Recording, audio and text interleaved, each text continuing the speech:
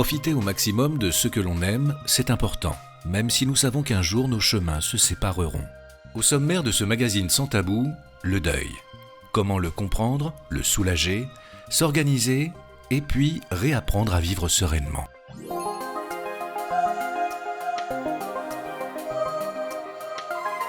La perte d'un être cher conduit le plus souvent à un choc émotionnel lié à la confrontation avec l'inconcevable. Il ne faut pas apprendre à vivre, mais savoir continuer à vivre sans cette personne et faire son deuil. Mais le deuil, qu'est-ce que c'est concrètement et quelles en sont les différentes étapes? Les explications de Florence Desbancs, psychothérapeute. Le deuil, c'est un processus qui prend plus ou moins de temps en fonction de qui on est et qui comporte plusieurs étapes. Pour mieux le vivre ou pour le comprendre, ça suppose de se rappeler justement que ça va se faire quoi qu'il advienne et que ça va passer par différentes étapes qui vont se passer dans un ordre différent en fonction de chacun. C'est une cicatrisation, exactement comme une cicatrisation physique. Même si je ne suis pas d'accord, mon corps va cicatriser plus ou moins proprement si je m'en occupe ou pas. Mon cœur va faire la même chose. Les étapes du deuil vont être différentes en fonction de chacun, il n'y a pas d'ordre spécifique. Simplement, on va alternativement passer par je vais bien, je vais moins bien, je vais bien, je vais moins bien. Et puis il va y avoir du rejet, du déni, parce qu'on ne veut pas accepter la situation, bien sûr, on ne peut pas, c'est scandaleux. Et puis il y a des phases de profonde dépression aussi, on va bien au-delà de la tristesse. Et puis finalement, ce qu'on appelle classiquement de l'acceptation, mais qui est plus une intériorisation, ce lien qui n'est plus à l'extérieur, devient à l'intérieur. L'idée, c'est d'avoir un maximum de relais autour, d'avoir des amis, la famille bien sûr, et puis au bout d'un moment, éventuellement des professionnels qui vont pouvoir prendre le temps justement de ces redites, de pouvoir vous laisser le temps de dire à quel point, même un an après, même un an et demi après, même 2 ans après, ça peut être encore compliqué.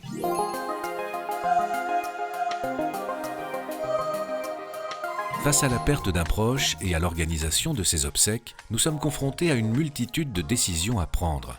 Que dit la loi concernant les prestations funéraires? En clair, qu'est-ce qui est obligatoire et qu'est-ce qui ne l'est pas?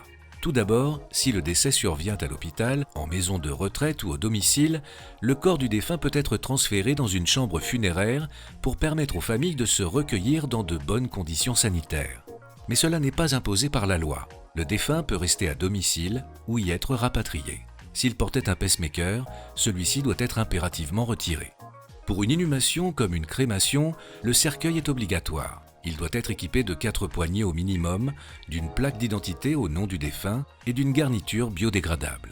Libre à vous de choisir le modèle et d'y ajouter un capiton pour personnaliser la présentation du défunt et lui rendre hommage. L'urne, quant à elle, recueille les cendres dans le cas d'une crémation. Elle n'est pas obligatoire en cas de dispersion immédiate au jardin du souvenir, situé à côté du crématorium. Une plaque d'identité est aussi exigée sur l'urne. Selon la réglementation, après avoir validé ensemble tous les détails des obsèques, les pompes funèbres doivent vous remettre un devis normé et détaillé.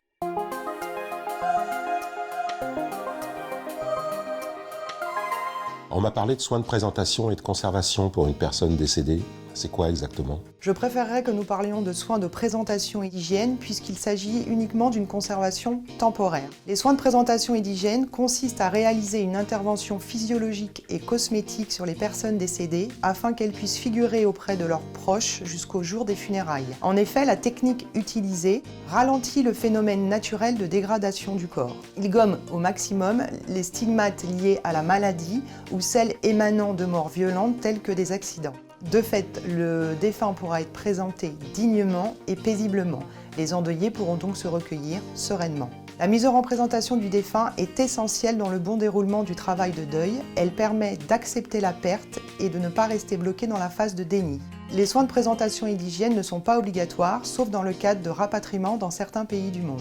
En conclusion, je dirais que ces soins ont une utilité sociale, psychologique et sanitaire, mais surtout ils permettent de pouvoir se souvenir.